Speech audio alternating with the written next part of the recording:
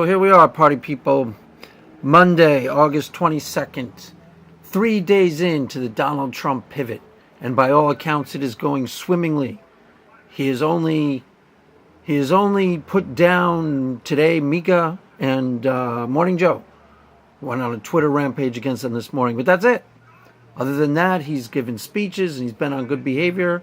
And people at Fox News are starting to say, this is the new Donald Trump, and here's starting the pivot. Now, the question is, if he pivots, should Hillary be scared? Can he win the election? Now, let's assume, for argument's sake, that the pivot is legit. Today he went off pivot a little. He attacked, like I said, Morning Joe and Mika. It was a little bit obnoxious, a little bit unpresidential, but it didn't cause him a whole day's worth or 2 days worth of bad publicity. So for Trump, it was relatively mild. Any other candidate would be a big deal, but for Trump, it was relatively mild. Now the question is, if this pivot lasts and he stays the way he's staying, can he then make up the ground and win the election? And my answer is no. Well, why not? Well, first of all, that's a big if. If you've listened to the videos in the past, you know that I do not think the pivot will last. I give it 2 weeks at the absolute most before he does himself in again, before he does something wildly controversial to take everybody's attention off of any good he's done and to harm himself in the polls and, basically do himself in. I give him 2 weeks before that happens again. I have said that I think it's part of him. It's in his nature. Somebody attacks him, he can't respond. He can't help but respond. So I don't see him lasting in this pivot place. But even if he were to, here's the part that makes it hard for Donald Trump. The structure of a presidential race is such that we are now in August, heading into September. There isn't that much else that can happen for him to make up the ground.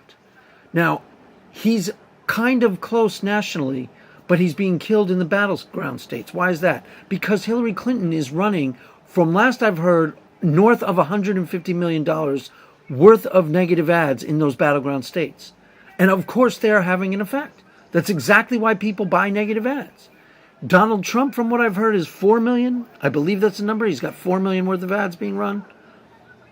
Those ads are harming harming him in the battleground states. And in those battleground states, he's down by close to double digits in almost all of them. I think he may be within striking distance in Ohio, and he may be relatively close in Florida. But in the other ones, we're talking anywhere from 9 to 12 point deficits. Those type of deficits cannot be made up by a regular campaign. Why not? Because nothing really happens during a regular campaign. He was on message this weekend, and we've set the bar so low that all he has to do is give a relatively confident speech, and everyone's like, oh my gosh, here's the new Donald Trump. But there's nothing in those relatively competent speeches that's really going to move the needle all that much. If you're for Trump, you're for Trump after the speech, and if you're in the middle, you might be a little less inclined to not vote for him, but that's about it. There's nothing there that's going to make up 9-point gaps. Now, there are, in the structure of a presidential campaign, there are only a few events where you have undiluted attention, where you can actually bump yourself up 5 to 7 points, unless, of course, something happens to your opponent. There's always the Hillary Clinton email scandal could blow up and she drops in the polls because of that. There's always those unforeseen things that you don't know. But I'm just saying, given the structure of the campaign between now and November, there is really no way that he can make up the ground just by becoming a normal candidate. Because a normal candidate isn't really all that compelling. He's relatively competent when he gives normal speeches. He's certainly not bad, but there's nothing all that groundbreaking and amazing that's going to make all these people who weren't going to vote for him now switch. Do you see what I'm saying? There's very few places in the structure of a campaign where that happens. The debates, kind of. That's why everybody looks to the debates. They usually don't move the needle, but they can. Something big can happen in the debates, and there can be a big shift. If you remember the last election, Romney killed Obama in the first debate, like literally killed him. Even the pro-Obama people were saying, Romney killed him. And it really did Romney a lot of good. It looked like Romney could win the election for a little bit. But then Obama came back in the second debate. And then all of a sudden the election looked less and less like it was within Romney's grasp.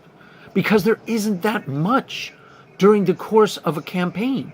You have you have your convention. There's people tune in for that. That's a good opportunity for someone like Trump to make a name for himself and to put a positive image out there and bump his numbers up. But he miffed that. That was the big opportunity, was the convention. And the 2 weeks after the convention, that's a time where Donald Trump could have actually become a real contender. And indeed, they were tied after the first convention. That was the only time where they were close. But Donald Trump blew that with his attack on the family. What he actually blew was one of his only opportunities to really take the lead in the race. There's such a thing in life as an opportunity cost, and people never factor this in when they're dealing with things. But opportunity cost is really, really important because opportunities are relatively rare, especially in the presidential election. How are you going to get people, now that Donald Trump is on message, let's say he stays on message between now and November, how are you going to get a lot of people to pay attention to that? Because they aren't going to.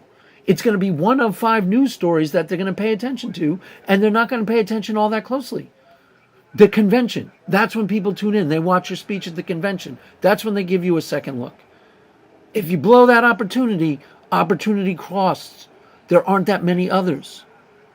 The debates, yes, there will be opportunity in the debates, but I don't honestly believe that Donald Trump is going to. I'm kind of convinced that he's going to try to get out of the debates because I don't realistically see how he could debate Hillary Clinton.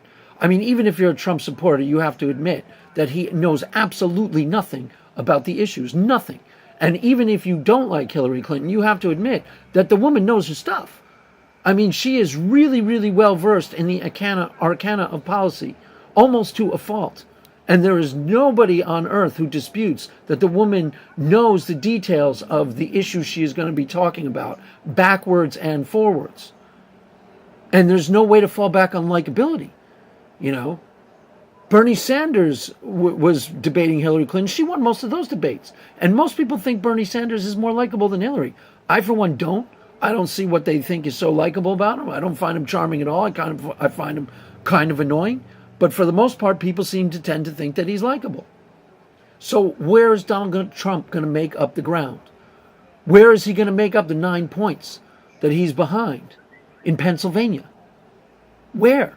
Where is it going to come from? That's why I don't really realistically think that he can win. And if we head into the middle of September and these numbers haven't changed, these numbers aren't going to change. And that's just how it goes.